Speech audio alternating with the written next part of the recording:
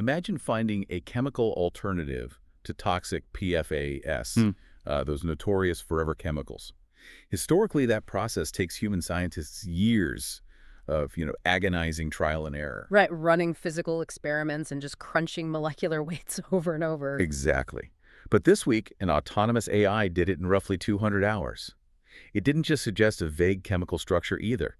It actively generated hypotheses, simulated the quantum interactions, validated the results, and, well, iterated until it had a viable prototype. Yeah, we are no longer talking about AI as a passive tool. It's not just a super smart search engine waiting for a prompt anymore.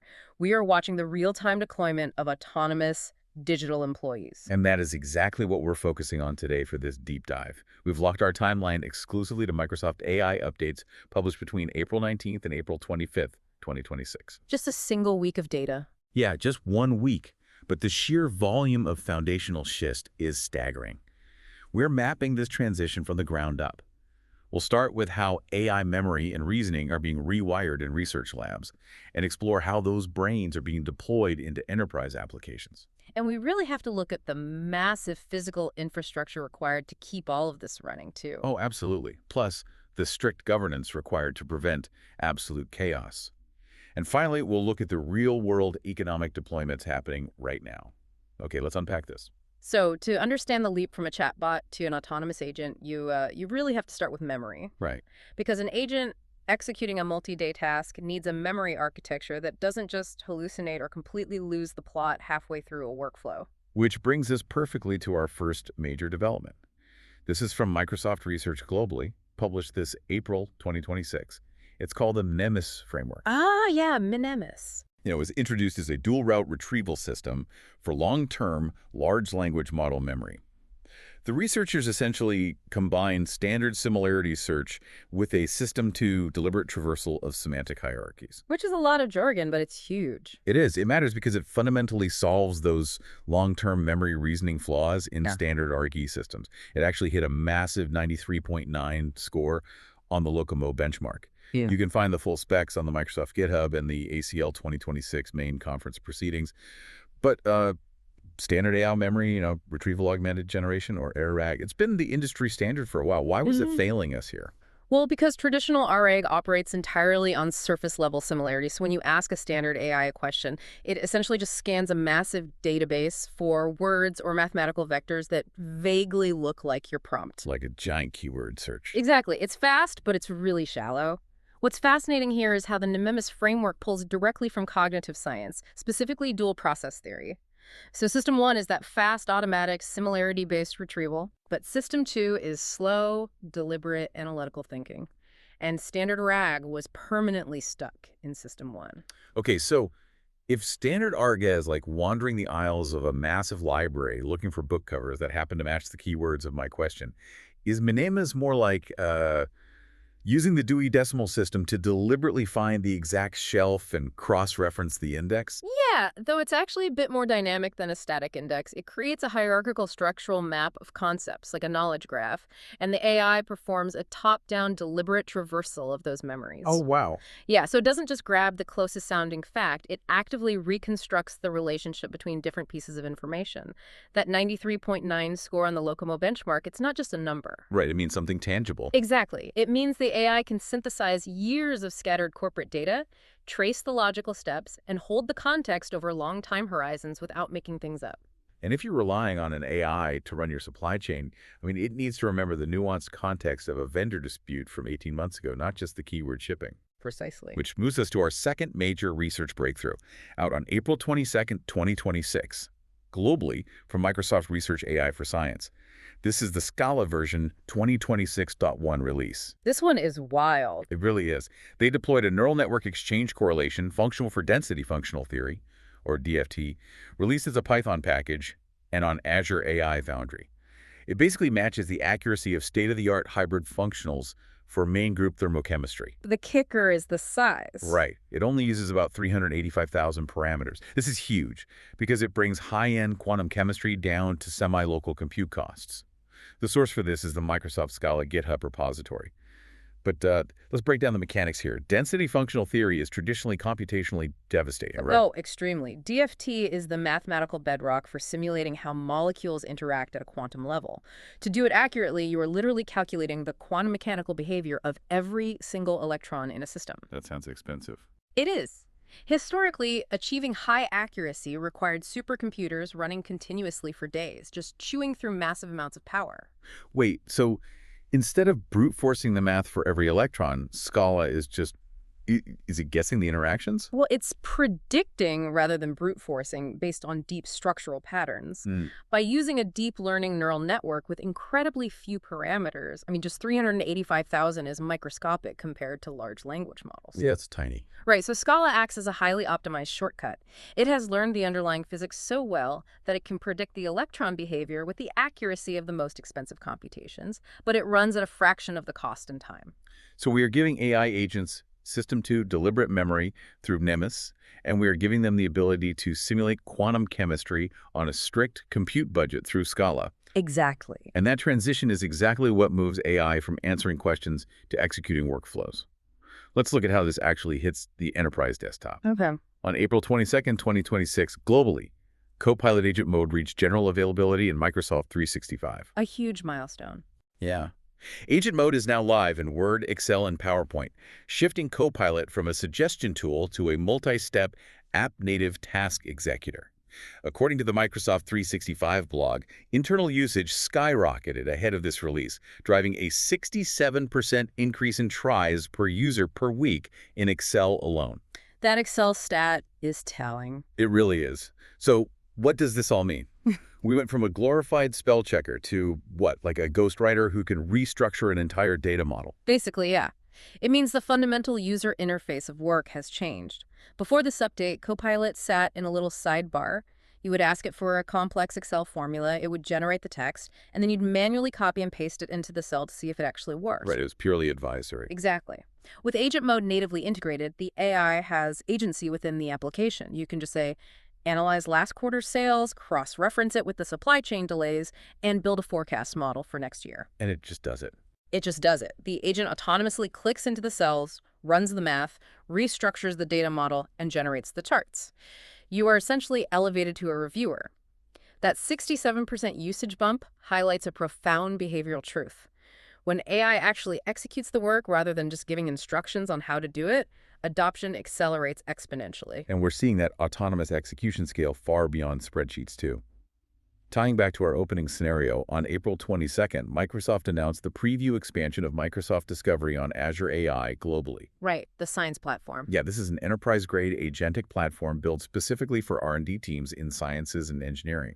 The defining metric here is that 200-hour turnaround to identify a novel, non-PFAS data center coolant prototype. It accelerates real-world scientific breakthroughs by automating the scientific method itself, which was detailed directly on the Microsoft Azure blog. And that is the perfect synergy of the research we just discussed. Microsoft Discovery essentially utilizes an army of autonomous AI agents.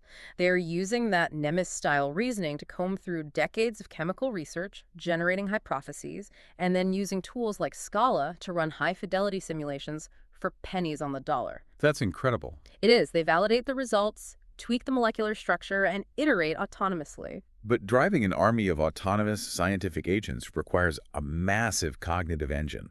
The headline out of the Microsoft Azure blog on April 23rd globally is the general availability of GPT-5.5 in Microsoft Foundry. Finally. Right. OpenAI's frontier model, GPT-5.5, and its Pro variant are now integrated directly with Foundry's agent service. This matters because enterprises finally get deeper, long-context reasoning for complex workflows at scale, and it is priced at $5 per million input tokens. GPT 5.5 provides the raw cognitive horsepower required for the System 2 logic of an autonomous workforce. But, raw intelligence creates a massive vulnerability for an enterprise. Oh, for sure. If you have an AI agent interacting with secure corporate files, restructuring financial models, making decisions, you cannot just run it in a shared cloud environment. The security risk of cross-contamination in a multi-tenant cloud is just too high. Which brings us directly to the infrastructure required to lock this down. Globally, on April 22nd for pricing and April 24th for the official docs, Microsoft Foundry announced the public preview of hosted agents. This is a really elegant solution. It seems like it. These launched with per-session VM isolated sandboxes and persistent file systems, natively integrating with the newly GA Microsoft Agent Framework version 1.0. The Azure Updates release notes that this provides secure, scale-to-zero compute boundaries between tenants, builds starting at 0.09994 per vCPU hour. Which is very cheap. Very cheap. But to push back a bit here, if Azure data is already encrypted in transit and at rest, why do we need entirely distinct, isolated sandboxes for every single agent task? Well, because encryption protects data when it's stored or moving, sure. But when an agent is actively processing data, it exists in the active memory state of the server. Oh, right. So in a multi-tenant cloud, different companies share the same physical server. If an autonomous agent from company A is running complex code, and there's a memory leak or a malicious exploit, it could theoretically peek into the active memory of company B's agent. That would be a disaster. Total disaster. So a VM-isolated sandbox means virtual machine isolation. Every single time an agent starts a task, Azure spins up a totally secure, temporary digital computer just for that specific action. It does the work, and the millisecond it is done, that entire virtual computer is completely destroyed. Ah, okay. So that is the scale to zero aspect. Precisely. The compute environment just vanishes, taking any potential security vulnerabilities with it. It prevents any lateral movement by bad actors. And economically, it's great too. If your agent is sitting idle waiting for a vendor to reply to an email, you aren't paying for the server. You only pay that $0.0994 when the agent is actively thinking and executing. Here's where it gets really interesting, though.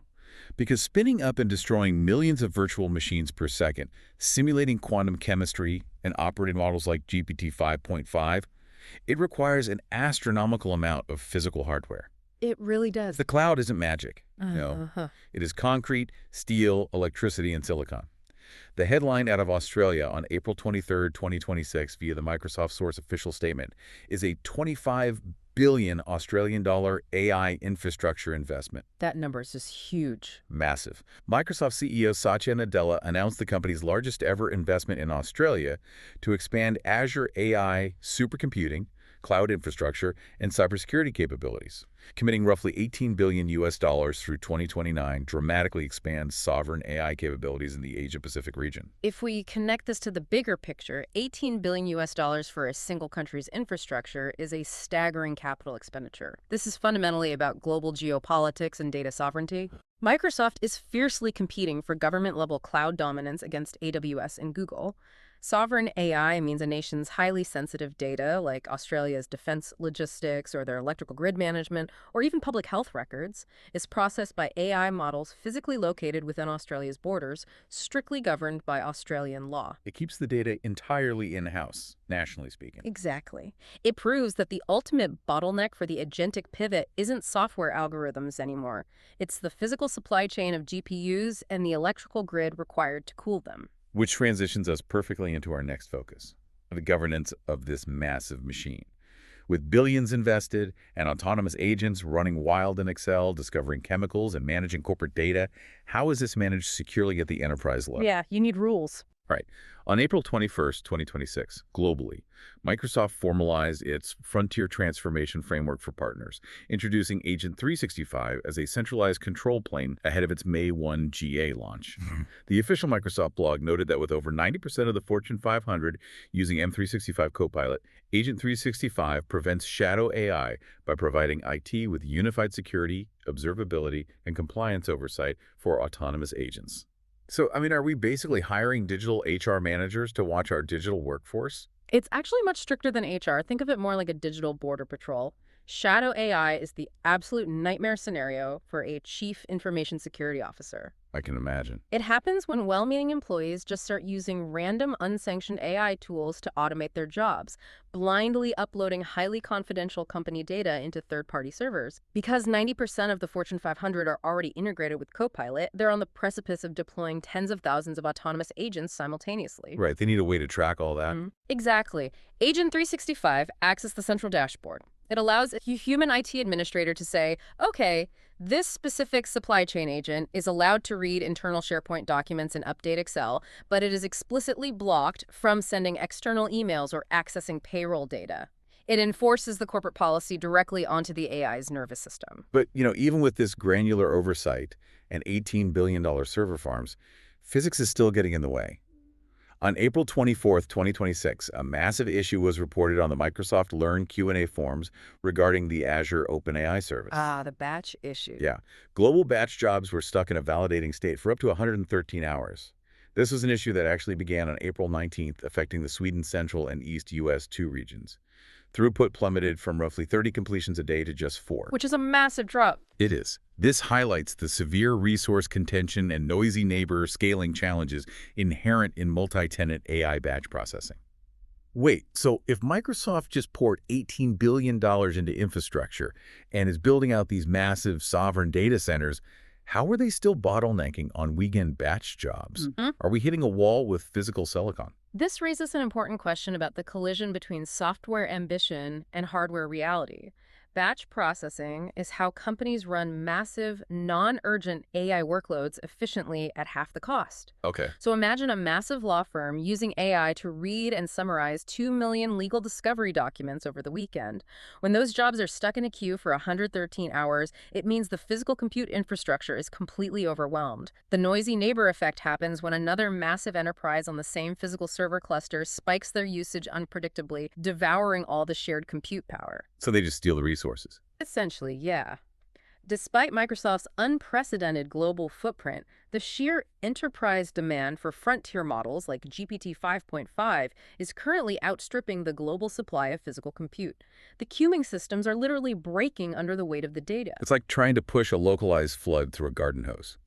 So bringing it all together, how are these cognitive leaps, these strict governance rules, and strained physical infrastructures actually reshaping global economies right now? It's happening fast. It really is.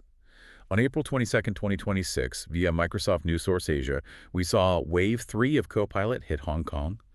Microsoft showcased massive enterprise agent deployments, preparing for the May 1 general availability of the M365 E7 Frontier Suite. The vital metric here is the flagship adoption at AIA, which is automating complex claims processing, and A.S. Watson Group, running real-time retail personalization. Those are massive companies. They are. This proves that highly regulated sectors are successfully replacing experimental pilots with production-scale autonomous workflows. And, the insurance industry is notoriously risk-averse and highly regulated. For a giant like AIA to trust an autonomous agent to handle the nuances of claims processing, it means that the guardrails we discussed, the Agent 365 policy enforcement, the NEMA's deliberate memory, and the secure VM sandboxes, they're actually working in the wild. They're confident in it. Very. They aren't just testing this in a controlled lab anymore. They are betting their operational efficiency and their regulatory compliance on it. This is the definitive transition from, look at this cool AI parlor trick, to this autonomous agent is now our core operational infrastructure. And it isn't just multi-billion-dollar corporations integrating this labor force. Yeah. On April 24th, 2026, in Malaysia, the Ministry of Digital and Microsoft launched Microsoft Elevate, a whole-of-nation capacity-building initiative. Oh, the skilling program. Yeah. The Source Asia press release highlighted that this pushes AI readiness beyond corporate IT directly into MSME, so micro, small, and medium enterprises, as well as educators and the civil service. This ensures grassroots adoption aligns with top-down AI infrastructure. Which is critical. If a nation is going to deploy an autonomous digital workforce, the human workforce needs to be fluent in auditing and managing those agents. Exactly. The Microsoft Elevate program targets the mom-and-pop shops, the local clinics, and the regional supply chains. By driving AI skilling to the grassroots level simultaneously with the rollout of frontier models, they're trying to ensure that the massive economic gains of the agentic pivot aren't exclusively hoovered up by the Fortune 500. It democratizes the ability to manage automated labor. Okay, let's take a breath. We have covered an astonishing amount of ground for a single week in April 2026. We started with the foundational rewiring of AI cognition, the NEMA's framework providing System 2 deliberate memory traversal, and Scala predicting quantum chemistry at a fraction of the compute cost. Both massive research wins. Absolutely.